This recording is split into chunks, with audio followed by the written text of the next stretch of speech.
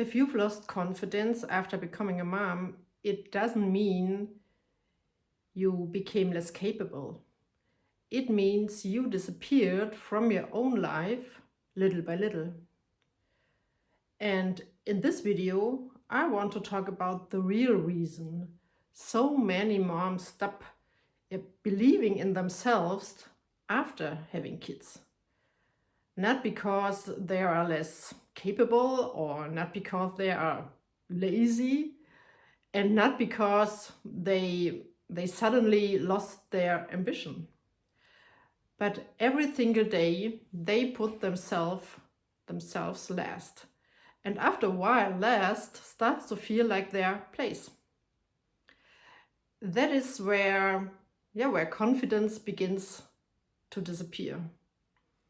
Not all at once, but quietly, in tiny moments. When you cancel your own plans because someone else needs something, or when you stay in a job that drains you because it works for the family schedule, or when you stop asking yourself what you want because the answer might feel inconvenient.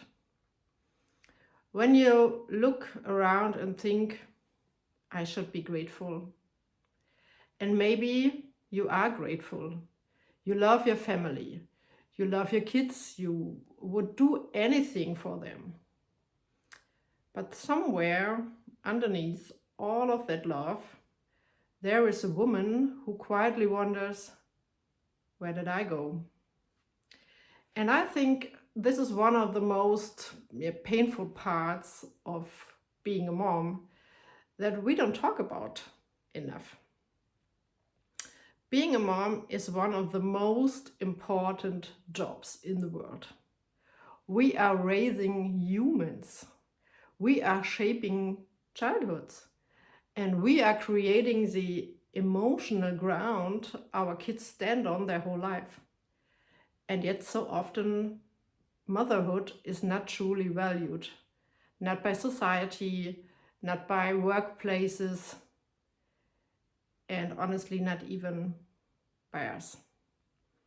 We act like it's just what women do. Like it's normal to carry the mental load, normal to organize the appointments, it's normal to think about the school project, the groceries, the clean socks, the birthday gifts, the dentist appointment, the dinner, the homework, what else, the emotional climate of the whole house. It is normal to be at work and feel guilty for not being home. And it is normal to be at home and feel guilty for not doing more professionally. It is normal to feel like you are failing on both sides. And then we wonder why so many moms lose their confidence. Of course they do. Because how are you supposed to feel powerful when you constantly feel like, you are not enough? How are you supposed to believe in yourself when every day gives you the message, you are needed, but you are not central? And that is a very different thing, I would say. You are needed. Everyone depends on you. But are you included? Are your dreams included? Are your needs included? Is your energy included? Is your future included? Or are you just the person who makes everyone else's life work? And that is a part that slowly breaks something.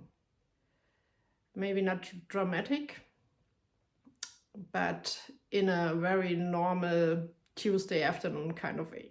You are making snacks, answering emails, driving someone somewhere, remembering something nobody else remembered.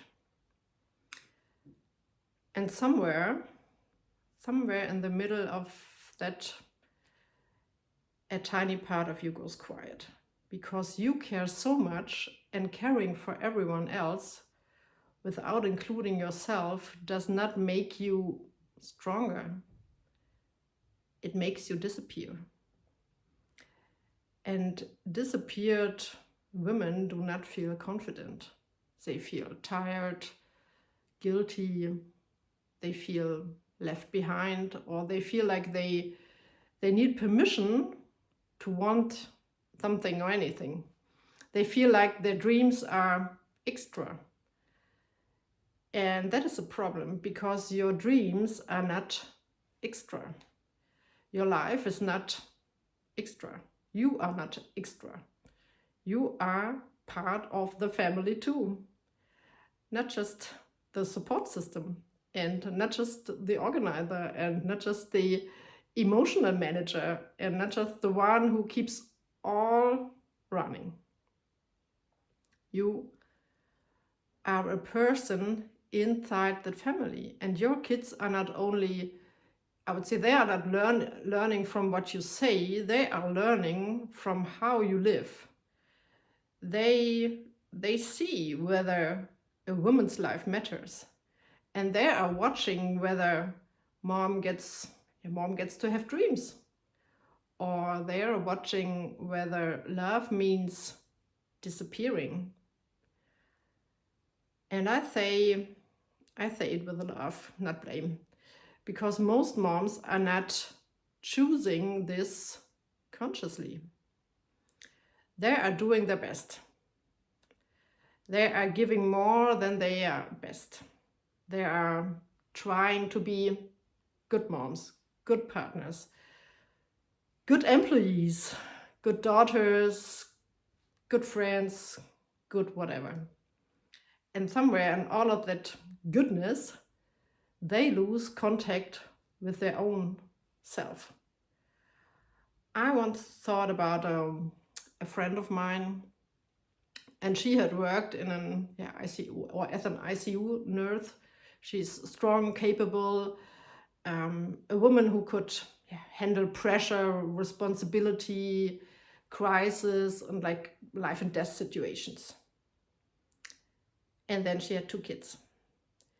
And suddenly that kind of work no longer fit the family structure, of course. Not the hours, the emotional weight, the lack of flexibility. So she moved into a more practical job in a doctor's office. And from the outside, it made sense. It worked, she was stable, it fit the family, but inside she was under-challenged and unhappy and smaller than herself. And what made me really sad was not just that the job doesn't fit. The saddest part was that she no longer seemed to believe that she could do something else. And that is what happens to so many women. They don't lose their potential. They lose access to the part of them that remembers they have potential. And that is a very important, I would say, difference. Your potential is not gone. Your confidence is not gone.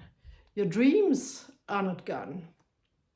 They may just be buried under years of being practical, years of being responsible, of choosing what works, of saying, now is not the time. And here's the truth. Confidence comes when you start treating yourself like someone who matters again. And that is a shift. You don't wait until you feel confidence to reclaim your life. You reclaim the small parts of your life, and confidence starts to return. So let me give you a simple, let's call it framework. 3 questions. It's not complicated. So, question 1. Where did I start disappearing? Just write it on. Maybe it was after the first child, Maybe it was after the second, or maybe when you went back to work, or maybe when you left work, or maybe when you took the practical job, or when you stopped creating, or when you stopped dressing like yourself, or when you stopped talking about your dreams. Because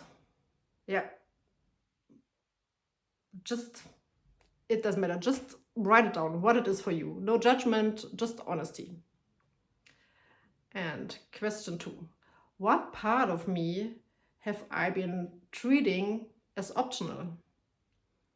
Like your creativity, your body, your ambition, your friendships, your rest, your joy, or your desire to earn more money, or your wish to do a more meaningful work, or your need for silence, or your hunger for freedom. Because often the part of you that feels optional is the part that actually carries your aliveness. And question 3, what is one small piece of my life I can put back on the table this week? Not a huge reinvention, no revolution, not running away with the gardener, just one piece, one conversation, or 1 hour for yourself, or one decision, one boundary, or maybe one application, or one walk alone, one creative act, one honest sentence, one moment where you stop saying it doesn't matter. Write down what it is for you, and then say, this matters because I matter. And that is enough for today. Confidence does not come back through another big promise you make to yourself. It comes back when you put one real piece of yourself back into your actual life. And not someday, this week. And take this sentence with you today. I am allowed to be part of the life I want to live. Because you are not here just to keep everything running. You are here to live too. Thanks for being here. See you in the next video. Bye bye.